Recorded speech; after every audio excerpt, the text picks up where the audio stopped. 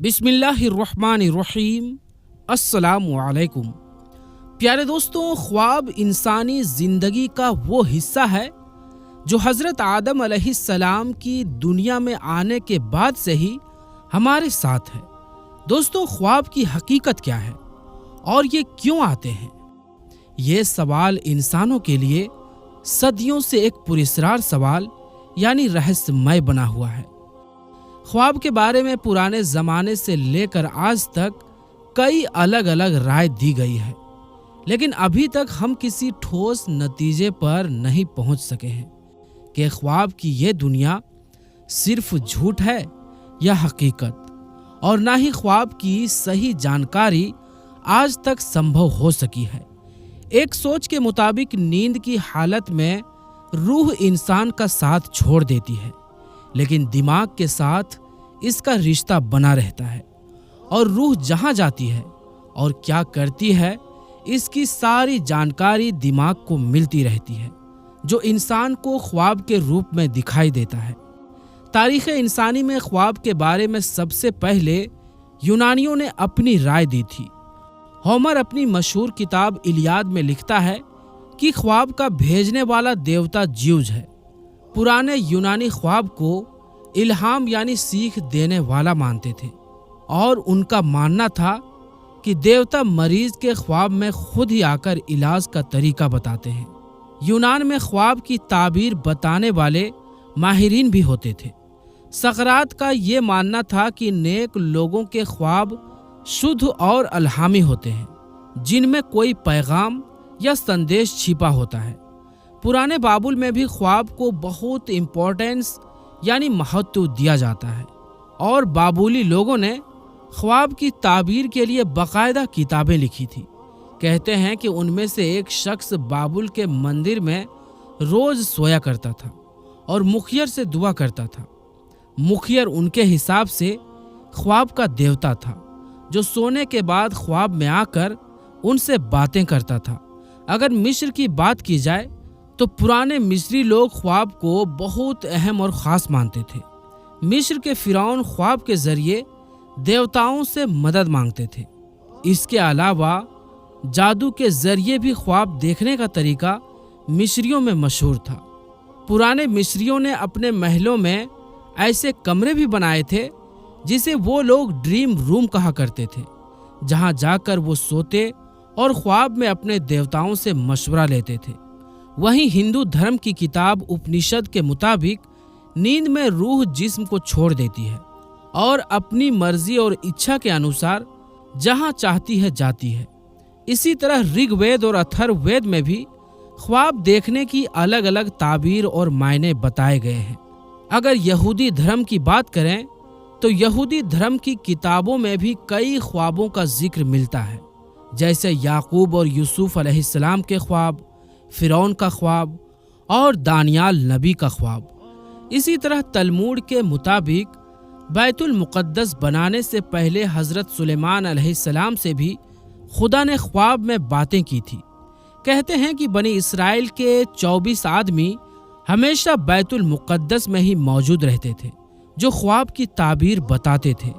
यहूदी धर्म की एक शाखा जिसे कबालिस्ट कहा जाता है, जो ख्वाब और जादू के माहिर होते हैं और लोग इसे कबाला के माहिर मानते हैं।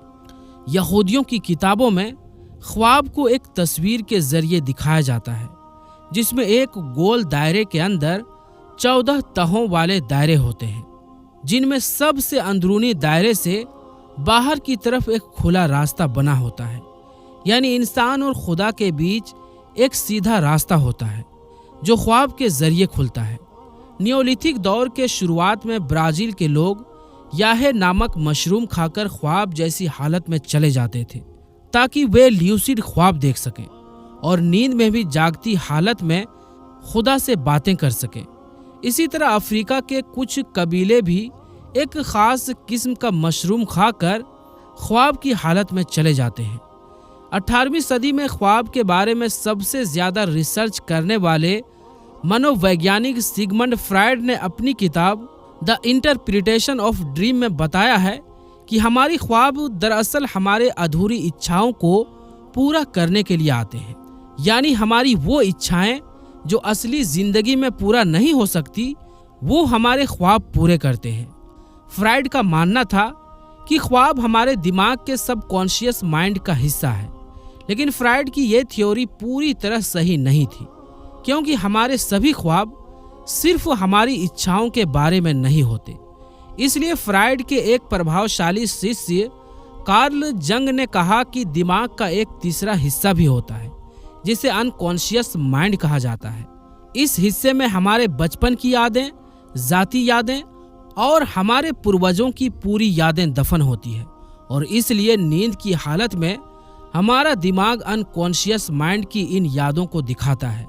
अगर दीन इस्लाम की बात करें तो इस्लाम में ख्वाब के बारे में भी कई बातें कही गई है। कुरान मजीद में कुल 8 ख्वाब का जिक्र है, जिनमें हजरत यूसुफ अलैहिस्सलाम के ख्वाब को बहुत ही विस्तार यानी डिटेल्स के साथ बयान किया गया है। इस्लाम में ख्वाब को मोमिन के लिए एक बशारत यानी खुशखबरी माना गया है। लिहाजा रसूलुल्लाह सल्लल्लाहु अलैहि वसल्लम ने इरशाद फरमाया कि नबूवत खत्म हो गई है, अब मेरे बाद नबूवत ना होगी, लेकिन बशारतें जारी रहेंगी।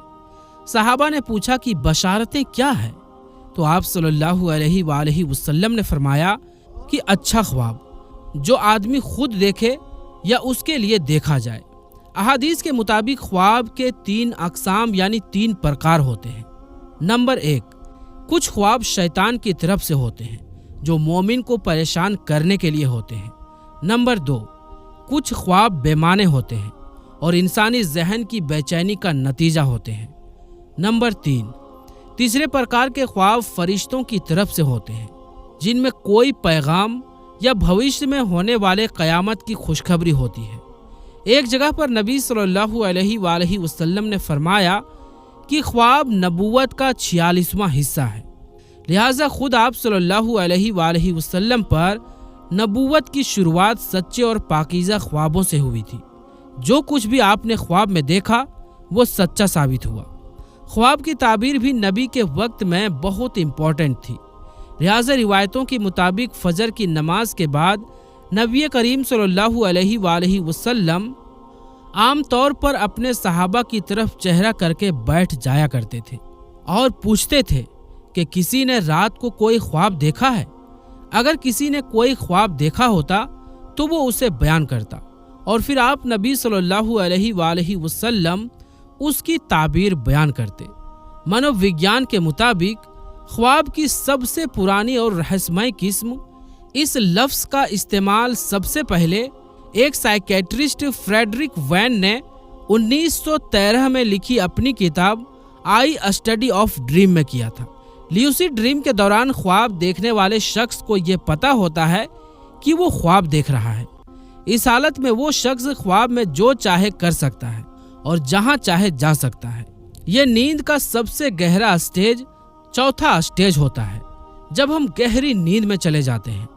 ल्यूसिड ड्रीम में एक शख्स को अपने ख्वाब पर पूरा कंट्रोल होता है, लेकिन इसे कंट्रोल करना ट्रेनिंग और प्रैक्टिस का नतीजा होता है, और ये हर शख्स के लिए ल्यूसिड ड्रीम को कंट्रोल करना मुमकिन यानी संभव नहीं है।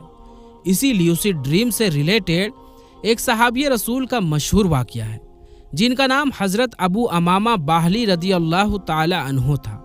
हज़रत अबू अमामा को आप सल्लल्लाहु अलैहि वसल्लम ने अहले बाहिला कबीले की तरफ दीन की दावत देने के लिए भेजा, जो उनका अपना कबीला था। जब हज़रत अबू अमामा बाहला पहुँचे तो इत्तेफाक से वहाँ के लोग खाना खा रहे थे। जब उन्होंने अबू अमामा को देखा तो खुशी के साथ उनका इस्तकबाल किया, लेकिन जब सुना कि वो मोहम्मद के दीन की तरफ माइल हो रहे हैं तो वो लोग नाराज़ हो गए और उन्हें वहाँ से चले जाने को कहा। अबू अमामा ने इस्लाम की दावत दी, लेकिन वो लोग उदास हो गए और उन्होंने अबू अमामा को वहाँ से चले जाने को कहा। आपने उनके इस रवैये पर अफसोस का इजहार किया और उनसे थोड़ा पानी मांगा, क्योंकि उन्हें बहुत जोर की प्यास लगी थी। लिहाजा उन्होंने उन्हें पानी देने से भी इनकार कर दिया और कहा कि जाओ, तुम प्यासे ही मर जाओ। हजरत अबू अमामा भूख और प्यास से परेशान होकर एक जगह बैठ गए और जमीन पर ही टेक लगाकर सो गए। नींद में उन्होंने एक ख्वाब देखा जिसमें उन्हें दूध जैसी एक चीज पीने को दी गई। हजरत अबू अमामा कहते हैं कि लोगों ने इससे ज्यादा लजीज कोई चीज भी ना पी होगी और मैंने सारी पी ली, यहाँ तक कि मेरा पेट भर गया।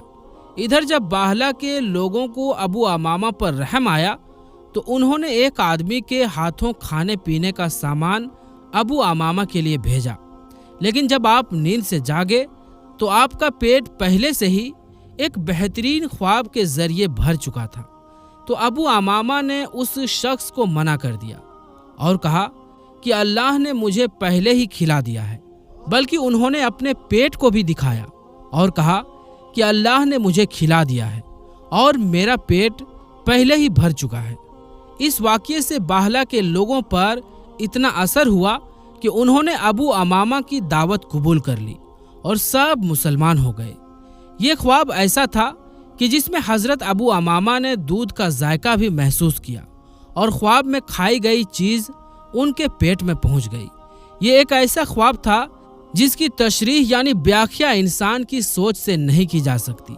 कुछ ख्वाब ऐसे होते हैं जो न सिर्फ एक शख्स बल्कि पूरी इंसानी समाज पर असर डाल सकते हैं और इसके जरिए बड़ी बदलाव भी हो सकती है।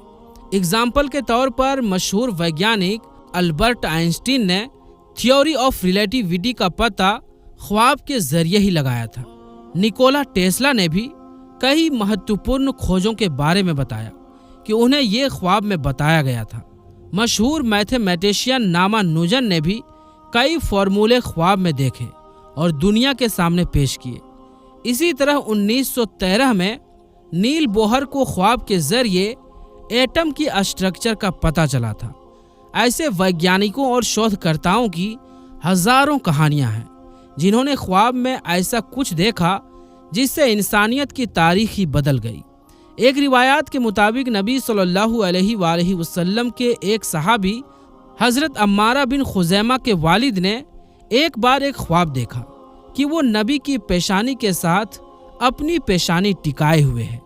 जब अम्मारा रदियल्लाहु ताला अन्हु ने ये ख्वाब आप सल्लल्लाहु अलैहि वसल्लम को बताया तो आपने कहा कि रूहें एक दूसरे से मिलती है और मोमिनों की रूहें एक दिन और एक रात का फासला तय करके एक दूसरे से मिल जाती है, जबकि उन्होंने एक दूसरे को देखा भी हो। ख्वाबों की दुनिया कोई काल्पनिक नहीं है बल्कि एक हकीकी दुनिया है, ऐसी दुनिया जिसे हम पूरी तरह से समझ नहीं पाए। ये एक ऐसी दुनिया हो सकती है जहां रूहानियत और विज्ञान में कोई फर्क नहीं होता। क्या ये संभव है कि ख्वाब के दौरान हमारी रूहें समय और जिस्म की कैद से आज़ाद होकर आसमानों और ज़मीनों और अलग अलग जगहों और डायमेंशन में घूमती है? क्या ये सब एक ऐसे जहां में हो रहा है जहां समय और ज़माना एक साथ चलते हैं? तो प्यारे दोस्तों, आज की इस वीडियो में बस इतना ही। इंशाअल्लाह मिलेंगे फिर किसी नई वीडियो के साथ। तब तक के लिए अस्सलामु अलैकुम, अल्लाह हाफिज़।